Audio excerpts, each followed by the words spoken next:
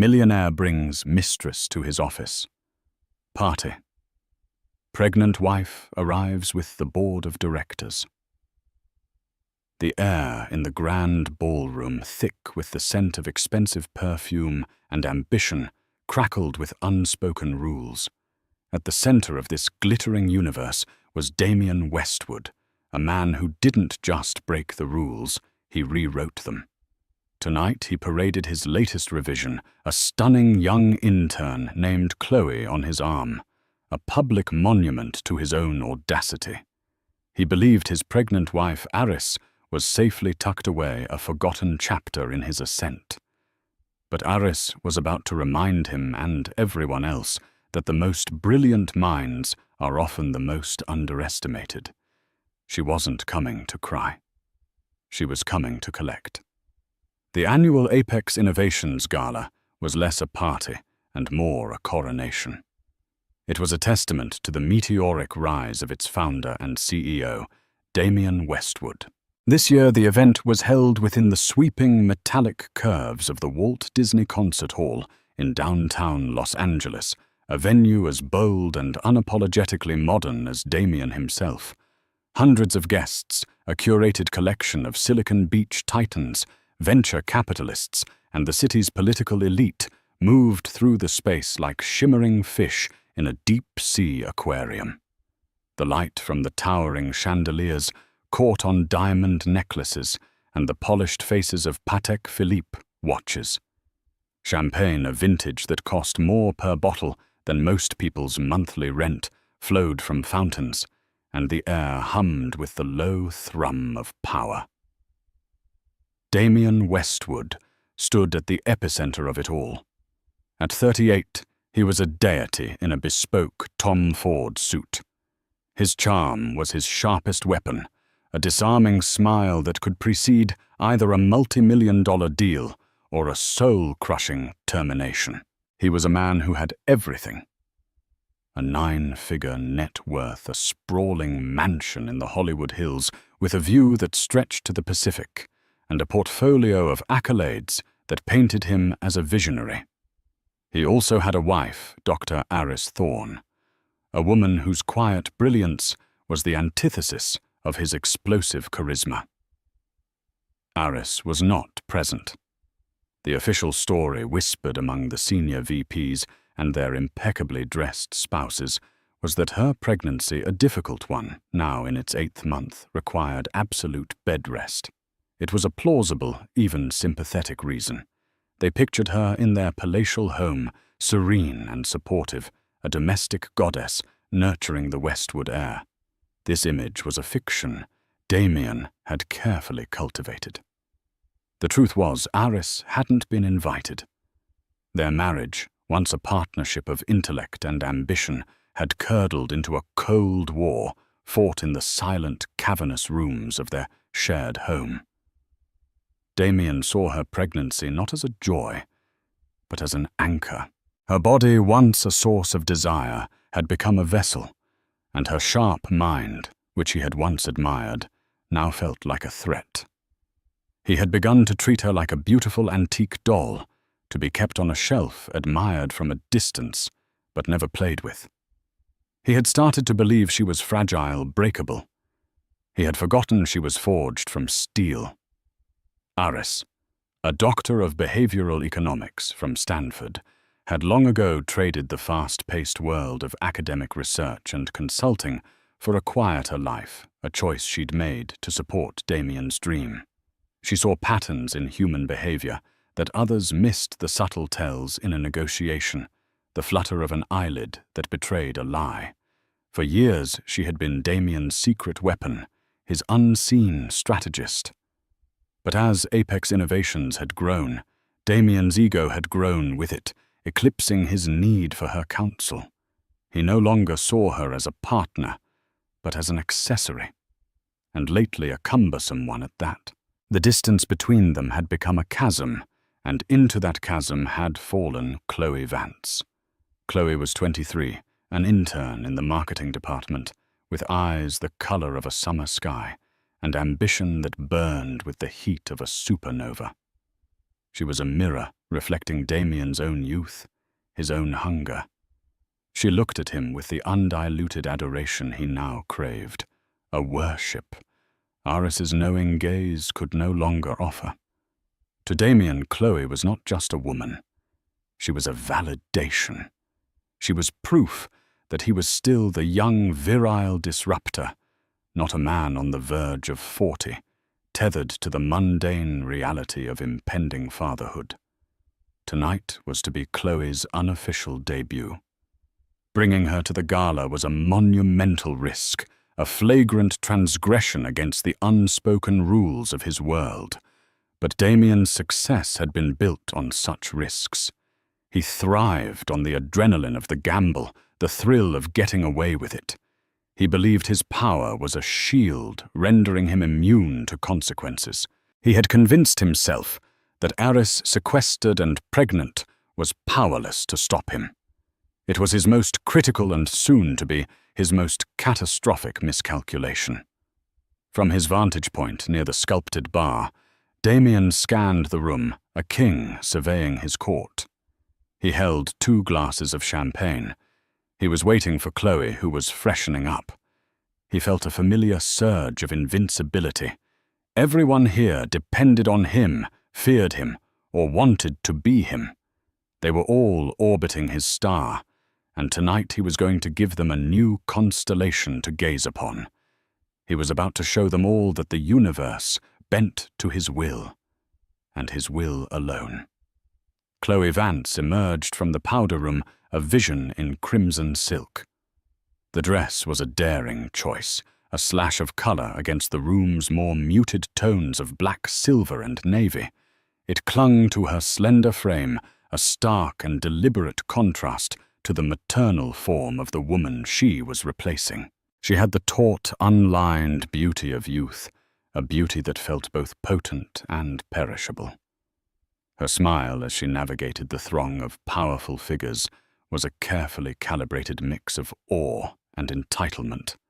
She was playing a role, and she was playing it with everything she had.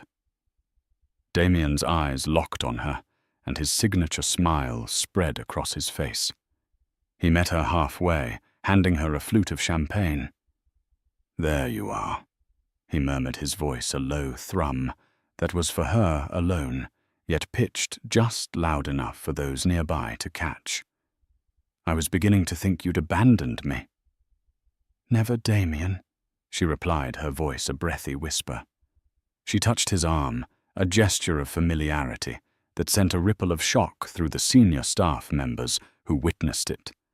This was Chloe Vance, the intern, the one who fetched coffee and compiled press clippings, and she was touching the CEO's arm as if she had every right to.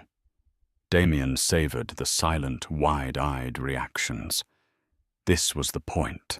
He led Chloe on a slow, deliberate tour of the room, a predator showing off his prize catch. He didn't introduce her as his mistress, of course. The lie was more insidious, cloaked in the language of corporate mentorship. "Everyone I'd like you to meet, Chloe Vance," he announced to a circle of stunned-looking executives. "Chloe is one of our brightest young talents in the marketing division. A real rising star. I've taken her under my wing. It's crucial we nurture the next generation of innovators at Apex." The executives, men and women, twice Chloe's age with mortgages, children in private school and careers, tethered to Damien's goodwill, simply nodded. They smiled stiff, unnatural smiles. They saw the way Damien's hand rested on the small of Chloe's back, the proprietary gleam in his eye, the blush on her cheeks that was not entirely from the champagne. They understood exactly what kind of nurturing was taking place. They were complicit in their silence, their survival instincts overriding any sense of moral outrage. A few feet away, Eleanor Vance, the sharp-witted and even sharper-tongued head of legal, watched the spectacle with a look of undisguised contempt. She had known Damien for a decade, had drafted the ironclad contracts that built his empire, and had also been a guest at his wedding to Aris. She considered Aris a friend, or as close to a friend as her guarded nature would allow. She caught the eye of Michael Chen, the chief financial officer, a man who looked perpetually worried, and for good reason. Michael's expression was a mixture of horror and frantic calculation. An open scandal of this magnitude could spook investors and shave points off their stock price. "He's lost his mind," Eleanor muttered under her breath, taking a large gulp of her gin martini. "This is beyond reckless," Michael whispered back, adjusting his glasses. "This is corporate suicide. What is he thinking?" "He's not thinking," Eleanor corrected. "He's feeling, and right now he feels untouchable." Damien, oblivious or perhaps simply indifferent to their disapproval, continued his parade. He introduced Chloe to a powerful city councilwoman, a tech blogger with millions of followers, and a visiting venture capitalist from Singapore. With each introduction, he grew bolder, his compliments for Chloe more effusive, his physical proximity to her more intimate. He was high on the sheer audacity of it all. He was writing a new narrative in real time, one where he was the master of his own destiny, unburdened by convention or the wife he had left behind in his sterile, silent mansion. Chloe, for her part, was swept up in the whirlwind. This was a world she had only dreamed of. Men whose names she had only read in Forbes were shaking her hand, listening to her opinions, or at least pretending to.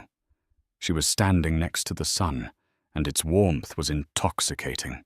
If there was a price to pay for this moment, she couldn't see it. The glare was too bright. She mistook Damien's recklessness for power, his arrogance for confidence. She believed she was on the verge of having it all. The apex of the evening and the nadir of Damien's judgment came when he clinked a knife against his glass, calling for silence. The low hum of conversation slowly died down as all eyes turned to him. Chloe stood beside him, her hand now linked with his. "Friends, colleagues, partners," Damien began, his voice resonating with practiced charisma. "Thank you for joining me tonight to celebrate another year of unprecedented success for Apex Innovations. We have shattered records, defied expectations, and solidified our place as leaders in the industry. But success is not just about numbers on a spreadsheet. It's about people. It's about fostering talent and believing in potential." His gaze drifted down to Chloe, a fond, almost paternal smile on his lips that fooled no one. "It's about finding those rare individuals who have the fire, the drive, the vision to change the world, and it's about giving them the platform to shine." He raised his glass. "So I want to propose a toast, not just to our past achievements, but to the future, to new ideas, to bold moves, and to the bright, brilliant stars of tomorrow." He squeezed Chloe's hand. "To the future. To the future." The crowd dutifully echoed their voices, a muddled chorus of admiration, envy, and disgust. The toast was a thinly veiled tribute to his own infidelity, a public anointing of his mistress. It was the ultimate act of hubris, a declaration of war against his marriage, delivered in front of his entire professional world. He took a triumphant sip of his champagne, the taste of victory on his tongue. It was in that precise moment of supreme self-satisfaction that the great double doors at the entrance of the ballroom, which had been closed since the start of the festivities, swung silently open. The shift in the room's atmosphere was instantaneous and absolute. It began not with a sound, but with a collective intake of breath, a subtle but palpable change in pressure. The murmur of the party didn't just quiet. It vanished, sucked into a sudden gaping vacuum of silence.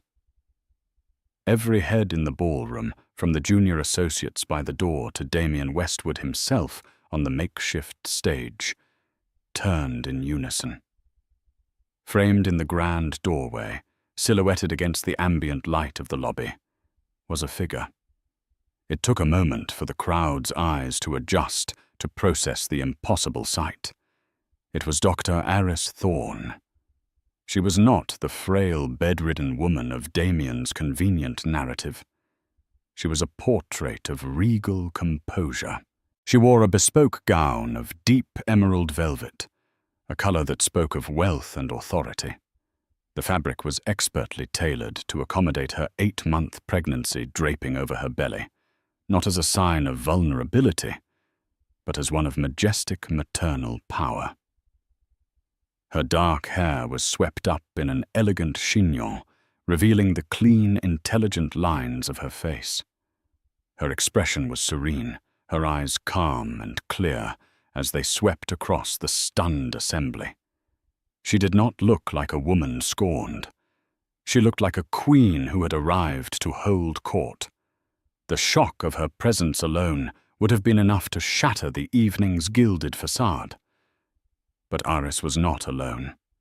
To her right stood Marcus Blackwood, the chairman of the board of Apex Innovations. A formidable man in his late 60s, with a mane of silver hair and a gaze that could wither a hostile takeover bid at 50 paces, Marcus was the embodiment of old money and corporate gravitas. He was rarely seen at company socials, preferring the quiet sanctity of the boardroom. His presence here now was an anomaly of seismic proportions. He stood by Aris's side with a protective stillness, his hand hovering near her elbow, not as an escort, but as a sentinel. To her left stood the rest of the board of directors. There was Evelyn Reed, the razor-sharp former CEO of a competing tech giant whom Damien had painstakingly courted to join his board. There was General Peterson, a retired 4-star general whose expertise in logistics was legendary. And there was Kenji Tanaka, the stoic head of a Japanese investment firm that held a significant stake in Apex. They were not smiling. They were not dressed for a party. They were dressed for a reckoning. Their faces were a uniform mask of grim, unassailable seriousness. The tableau was devastating in its implication. This was not a wife crashing a party. This was a strategic maneuver executed with chilling precision. This was a flanking attack. Damien stood frozen on the stage, his hand still holding Chloe's. The color drained from his face, replaced by a ghastly, mottled pallor. His triumphant smile had collapsed into a slack-jawed rictus of disbelief. In a single silent moment, his entire world had tilted on its axis. The power, the control, the illusion of invincibility, it all evaporated under the calm, steady gaze of his pregnant wife. He looked from Aris to Marcus Blackwood, and a cold, primal fear, an emotion he hadn't felt in years, began to snake its way up his spine. Chloe, the so-called star of the future, seemed to shrink. The vibrant red of her dress now looked garish cheap. The adoration in her eyes was replaced by a dawning, panicked confusion. She was no longer the center of attention.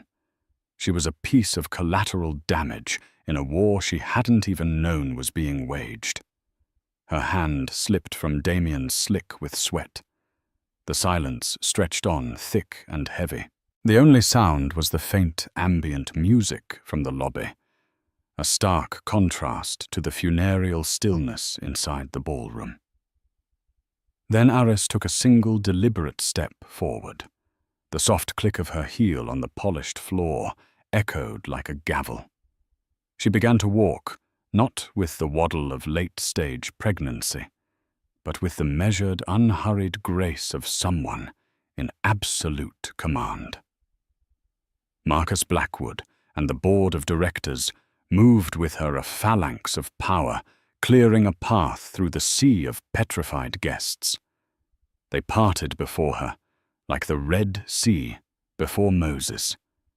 The VPs, the city councilwoman, the tech blogger.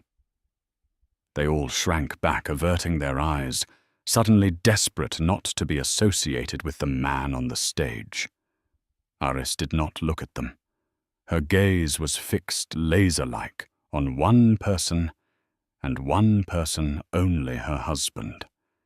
She was not there to confront the mistress. The mistress was a symptom, a footnote. Aris was there for the source of the disease. As she drew closer to the stage, the narrative of the evening was violently rewritten. The story was no longer about Damien's audacity. It was about Aris's arrival. And everyone in the room knew with a certainty that chilled them to the bone that this was not an ending. It was the beginning of the fall. The walk from the grand entrance to the foot of the low stage felt to Damien like the final agonizing mile of a marathon he hadn't known he was running. The air once filled with his own booming voice was now so thin he could barely draw a breath. Aris stopped directly in front of him. Her head tilted slightly as she looked up. The stage gave him a few feet of physical height, but he had never felt smaller, more exposed. He finally found his voice a strained, croaking sound that was a pathetic imitation of his usual confident tone. "Aris, what is this? What are you doing here? You're supposed to be resting." He glanced desperately towards Marcus Blackwood, searching for an ally, a familiar anchor in this surreal nightmare. "Marcus, what is the meaning of this? You're scaring the guests." Marcus Blackwood's stony expression did not soften. Instead, he took a step forward, positioning himself slightly in front of Aris, a human shield of immense authority. He ignored Damien's question entirely. His voice, when he spoke, was not the collegial tone of a chairman addressing his CEO, but something far colder, far more personal. "Are you all right, my dear?" he asked, his eyes full of genuine concern, directed only at Aris. Aris gave a small, reassuring nod. "I'm perfectly fine, Uncle Marcus. Thank you for asking." A collective, muted gasp rippled through the onlookers who were close enough to hear. Uncle Marcus. The revelation landed in the room like a second shockwave. Damien's mind reeled. He had known Aris had a godfather, a mysterious Uncle Marcus she spoke of fondly but rarely. A retired financier, she had said. Someone who managed her family's modest trust. He'd met the man once, years ago. A brief, forgettable handshake at a family gathering. He had never in a million years made the connection between that unassuming figure from Aris's past and the formidable Marcus Blackwood, the titan of industry he had worked so hard to impress the man who held the fate of his company in his hands. The board members had known, of course. They had always known. The knowledge cast their grim expressions in a new light. This wasn't just a corporate action, it was a personal matter.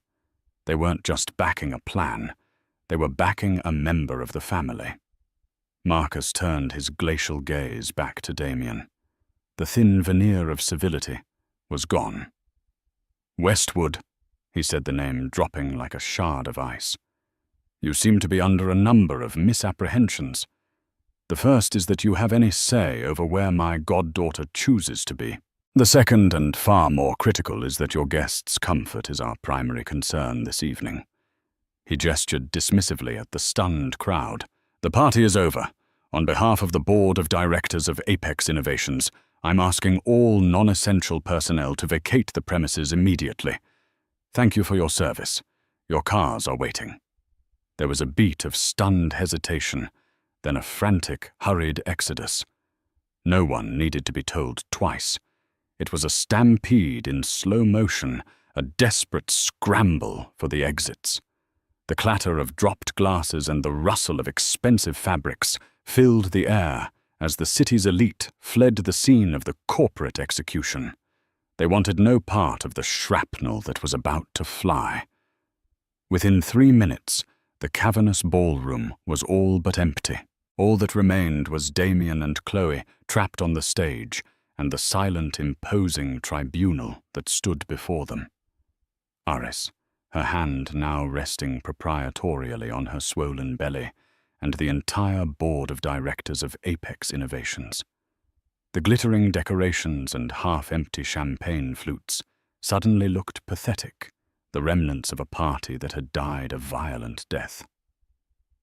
Damien's fear was rapidly being replaced by a hot, defensive anger. The audacity. To be ambushed like this, humiliated in his own temple of success. "This is insane!" He finally spat out, his voice trembling with rage. "You can't do this! This is my company, my party!" He turned on Aris, his face contorted into a mask of righteous fury. "And you orchestrate this circus after everything I've given you. I told you to stay home." Aris's composure remained flawless. She looked at him not with the hurt of a betrayed wife, but with the detached pity of a doctor observing a patient in the throes of a terminal delusion. "You seem to be confused, Damien," she said, her voice calm and even, yet carrying an edge of pure, unadulterated steel. "You didn't give me anything. We were supposed to be partners, and you are mistaken about where home is. My home is where my family's interests lie." She patted her stomach gently.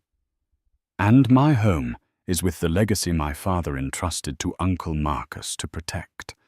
A legacy that, as it turns out, includes a 12% founding stake in Apex Innovations held in a blind trust under my name. A fact you never bothered to investigate." Damien stared at her, his mouth opening and closing silently. He was a fish on the deck, gasping for air. A 12% stake. That made her the second largest individual shareholder. After him. He had always assumed her family's money was old, dusty, and irrelevant. He had never imagined it was woven into the very fabric of his own success. He finally turned his panicked gaze on Chloe, as if seeing her for the first time. She was no longer a symbol of his power, but a living, breathing testament to his monumental stupidity. She stood frozen, her face pale with terror, a scarlet stain of shame in a room suddenly devoid of all color. Aris followed his gaze, dismissing Chloe with a flick of her eyes. "Her Damien. This is what you were willing to risk it all for. A child playing dress-up. You didn't just underestimate me. You underestimated the entirety of your own life." Her words hung in the air, sharp and precise, dissecting his arrogance with surgical skill. The twist wasn't just that Marcus was her godfather. It was that Aris had never been the dependent wife he'd imagined. She had always been a silent, powerful partner, a stakeholder he had been too arrogant to see. And now she had come to call in her investment. The cavernous silence of the emptied ballroom was a physical weight. All the air and energy had been sucked out, leaving behind a vacuum where every word, every subtle movement was amplified. Damien's rage, which had flared so hotly just moments before, now sputtered against the cold, unyielding wall of Aris's composure. He was a supernova, collapsing into a black hole. "A 12% stake," he stammered, the words catching in his throat. That's not possible. The paperwork. I vetted everything." "You vetted what I wanted you to see," Aris replied smoothly. "The trust was established by my father, long before I met you. It was designed to be discreet. You saw the name of the financial institution, not the beneficiary. You were so consumed with your own brilliance, it never occurred to you that my family might have had some of its own." She took a step closer to the stage, forcing him to look down at her. The power dynamic was absolute. You saw me as Dr. Aris Thorne, the academic, the quiet, supportive wife. You never bothered to look deeper. You never asked about the specifics of the modest trust that paid for my Stanford education outright, that allowed me to support us while you were coding in a garage, living on ramen and ambition. That seed money, Damien. Where did you think it came from? The sky. Each question was a surgical strike dismantling the myth of the self-made man he had so carefully constructed. He had rewritten their history, casting himself as the sole protagonist, the visionary who had pulled them both up from obscurity. Now Aris was restoring the erased text, revealing that she had not been a passenger on his journey. She had been the one who had paved the road. Damien's eyes darted around, looking for an escape route, but he was surrounded. The board stood like statues, their faces impassive, their judgment already past. He turned his fury on the only other target available. "Get out!" he snarled at Chloe, who flinched as if struck. "This has nothing to do with you! Get out!" Chloe looked from Damien's enraged face to Aris's cool, appraising one. She was a pawn in a game whose rules she was only just beginning to comprehend.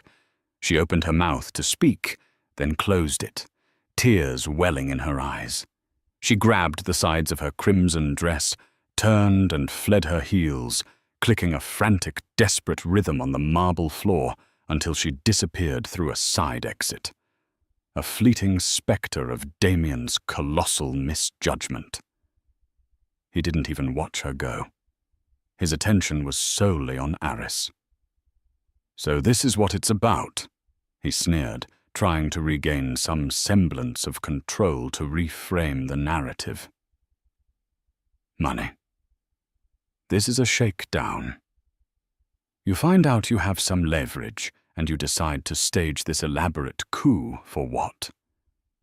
A bigger settlement in the divorce." A faint, pitying smile touched Aris's lips. "Divorce. Oh, Damien. You're still thinking 3 moves behind. A divorce is a negotiation between equals. You and I are no longer equals." It was then that Marcus Blackwood spoke again, his voice a low rumble of authority. "Westwood, I suggest you stop talking. You are compounding your already catastrophic position." He glanced at Aris, a silent question in his eyes. She gave him a subtle nod. It was time. "You see, Damien," Aris continued, her tone shifting from personal confrontation to something colder, more clinical. "Your affair, your public humiliation of me, that was merely the catalyst. It was the insult that made me finally decide to look into the injury. I was hurt, yes, but mostly I was insulted that you thought I was so stupid I wouldn't notice." She began to pace slowly in front of the stage, her movements deliberate, her voice steady. "I started with the little things, the extravagant client gifts that never appeared on any official expense reports, the sudden inexplicable need for a holding company in the Cayman Islands. You always told me I didn't understand the complexities of your business, but I understand patterns, and I understand behavior, and your behavior, Damien, became erratic, desperate." Damien's face went rigid. This was moving beyond marital betrayal into a far more dangerous territory.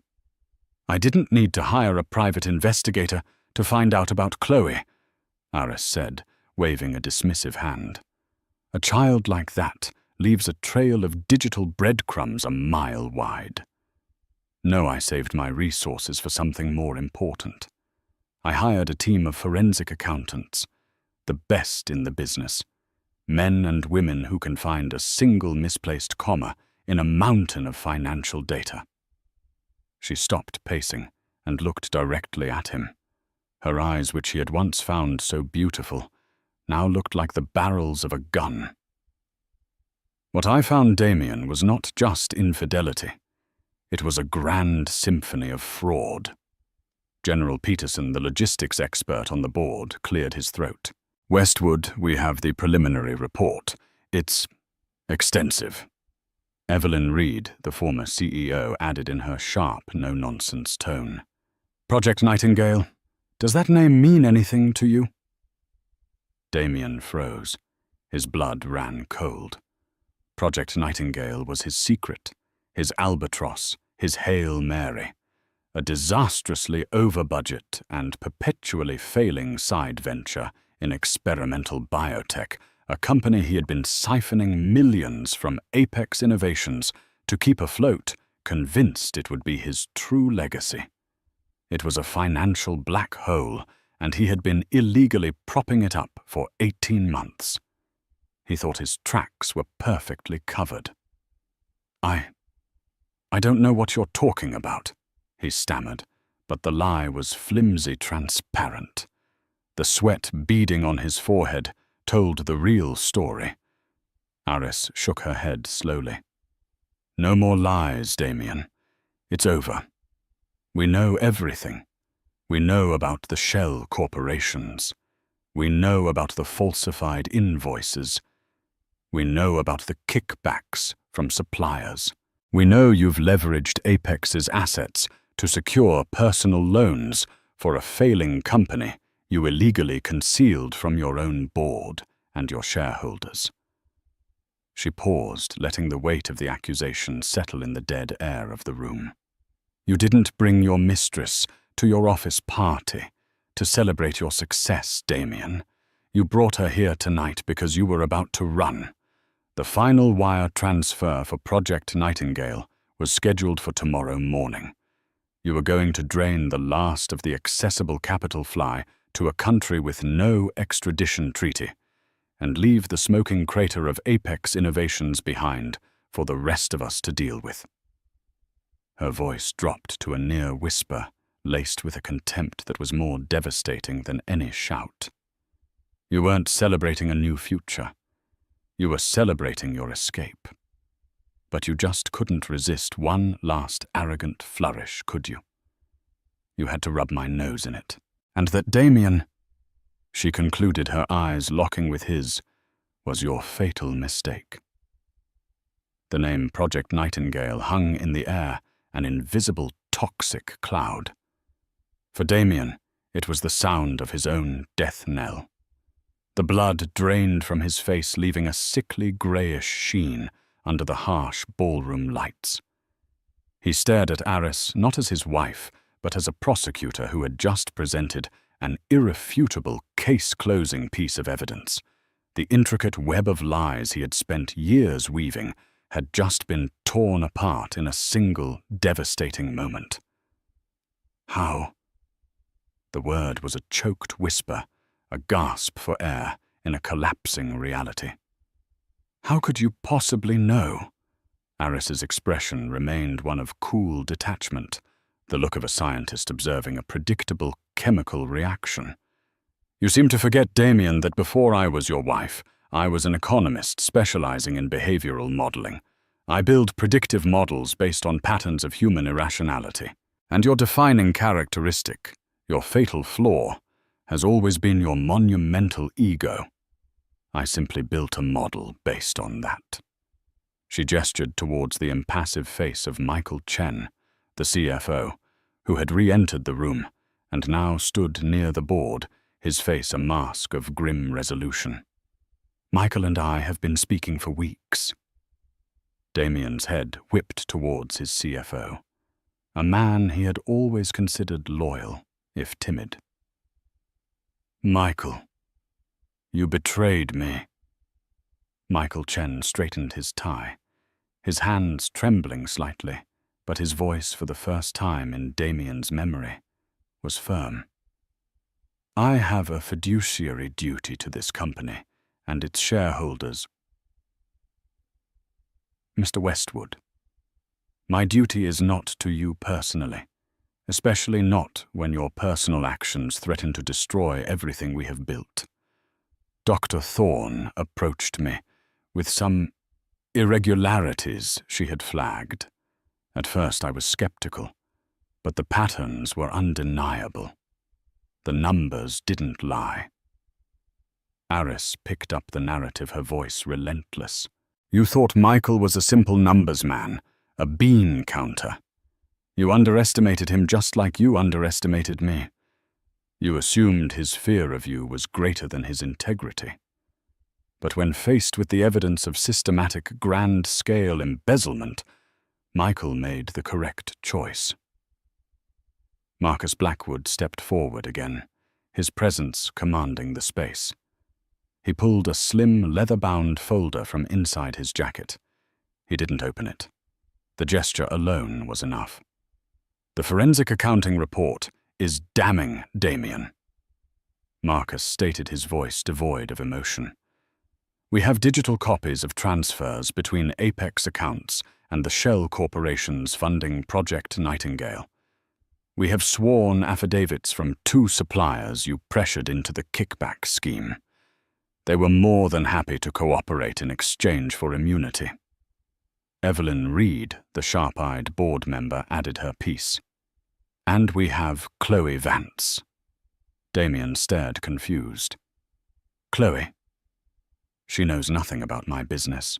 Oh, she knows more than you think, Evelyn said with a wry, mirthless smile. Or rather, she has more than you think. Young, ambitious women who get involved with powerful married men often have an insurance policy.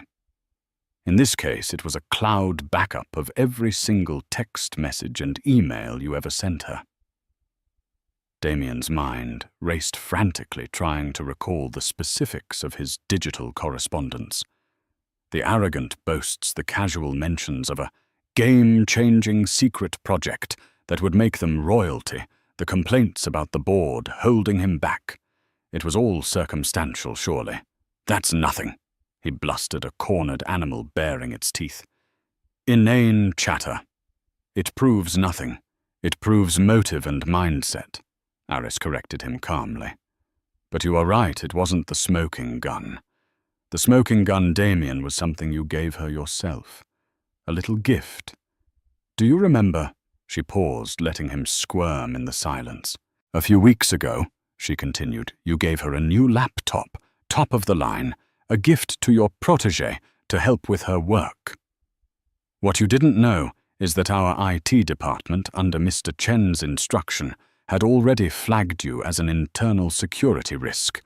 Every new device connected to the Apex network, especially one given to a junior intern, for no discernible reason, is subject to a security sweep.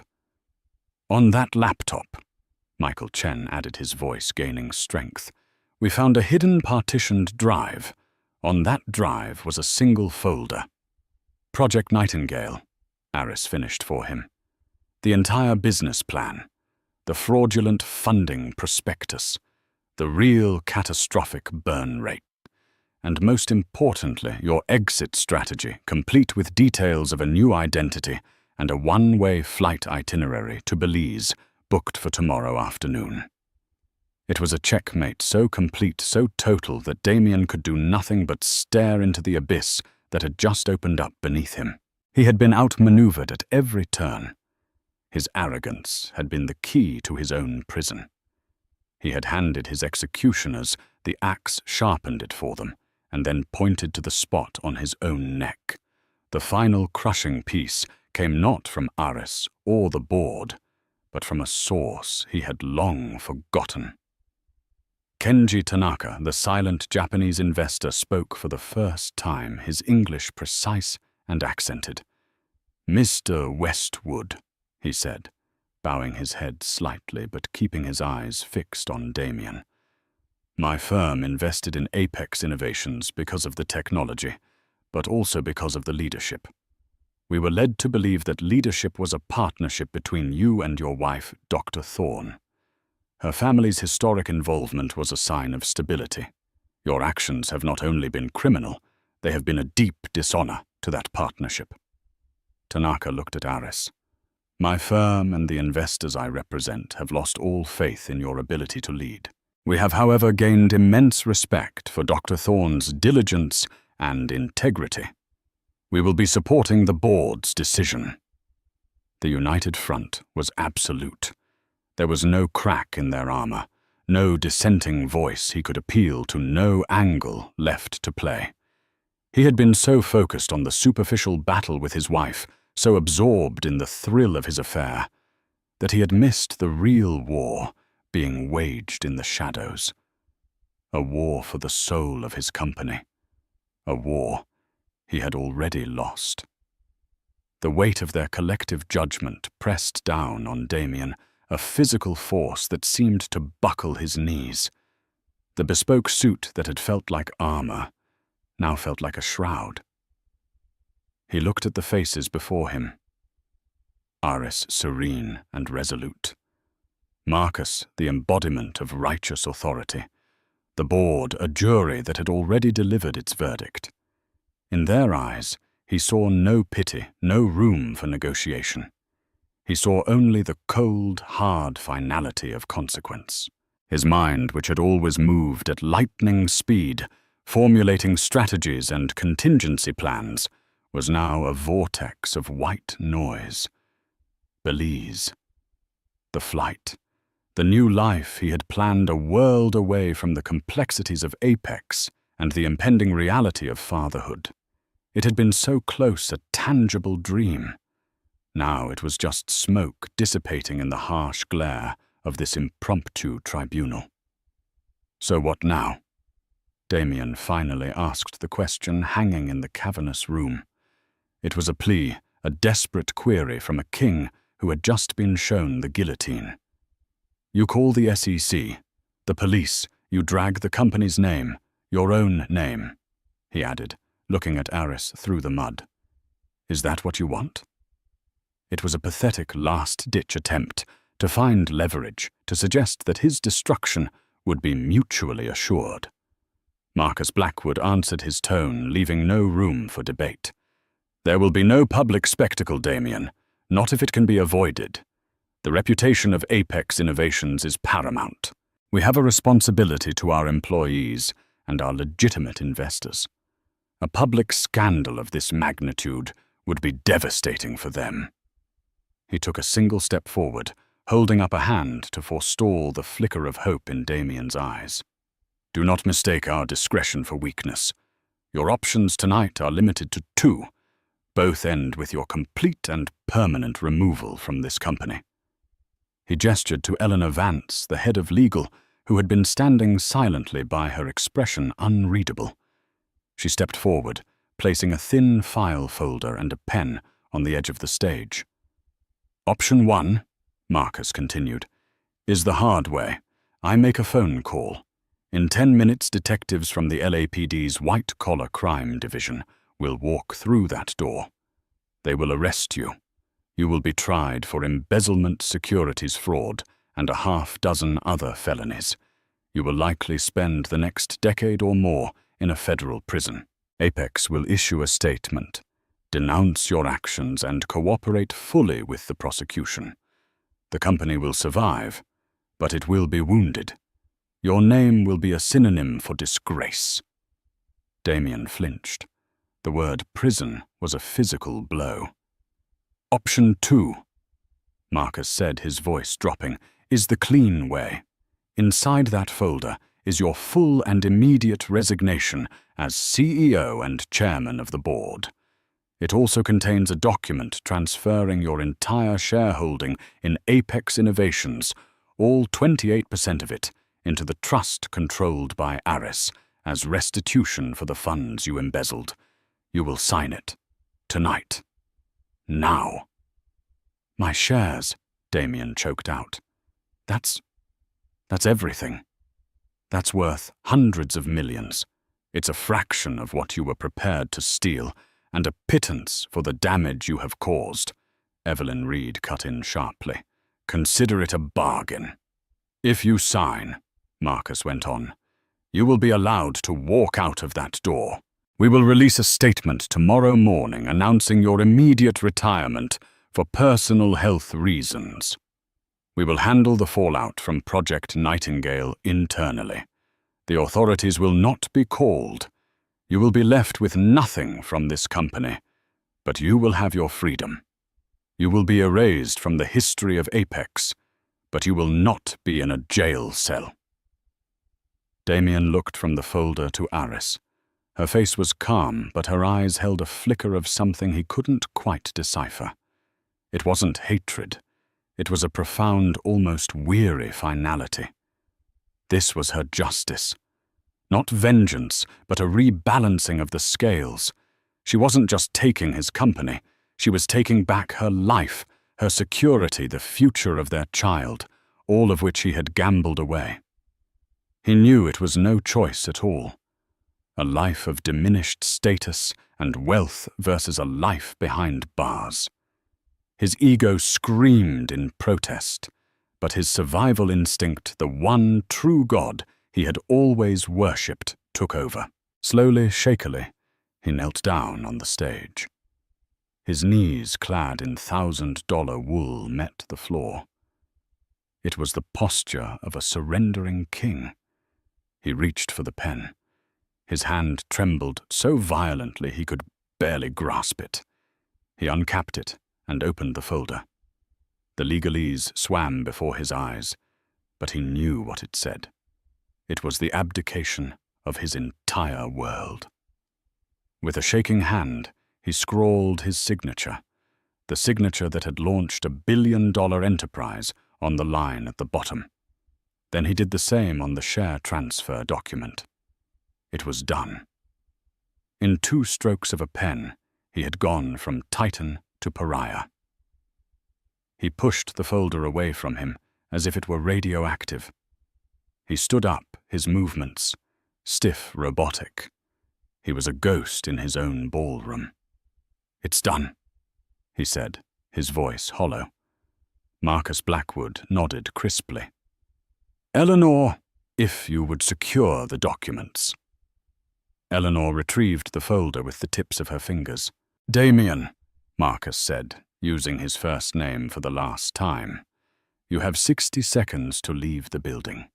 Your security detail has been dismissed. Your corporate accounts have been frozen. A taxi has been called for you. Do not return to the office. Do not return to the house. Any personal effects will be forwarded to an address of your choosing. Do not contact Dr. Thorne or any employee of this company again. Are we clear?" Damien gave a single jerky nod. He looked one last time at Aris, his wife, the mother of his child, the architect of his ruin. He opened his mouth as if to say something, but no words came. What was there to say? He had sown the wind, and now he was reaping the whirlwind. He turned and walked off the stage, not towards the grand entrance, but towards the side exit Chloe had used. He didn't look back. The solitary figure of the fallen CEO disappeared into the shadows, leaving behind the empire he had built, and the woman he had fatally underestimated. As the door clicked shut behind him, Aris finally let out a long, slow breath she hadn't realized she'd been holding. She placed a hand on her belly, a gesture of protection and promise. The room was quiet. The battle was over. The future was hers to write. In the quiet aftermath, standing in the wreckage of her husband's empire, Aris Thorne was not a victim seeking for solace, but a leader surveying her new domain. The board, her silent partners in this audacious gambit, unanimously voted to install her as the interim CEO of Apex Innovations. She was no longer the woman behind the man. She was the power, clear and undisputed. Her pregnancy was not an obstacle, but a deadline, a motivator to cleanse the company and build a stable, honorable legacy for the child she carried.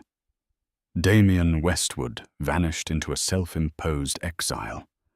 A cautionary tale whispered in boardrooms about the dangers of hubris and underestimating the quiet ones. Aris, backed by her family's strength and her own formidable intellect didn't just survive the betrayal. She thrived on it, transforming the ashes of a broken marriage into the foundation of a new dynasty, proving that the best revenge isn't anger, but ascension. Thank you for joining us for this tale of drama and twisted justice. If you were on the edge of your seat, watching this millionaire's world come crashing down, don't forget to hit that like button. What did you think of Aris's masterful plan? Let us know in the comments below. For more stories of intricate plots, shocking betrayals, and satisfying revenge, make sure you click subscribe and ring that notification bell. You won't want to miss the next story we have in store for you. Share this video with someone who loves a good drama, and we'll see you in the next one.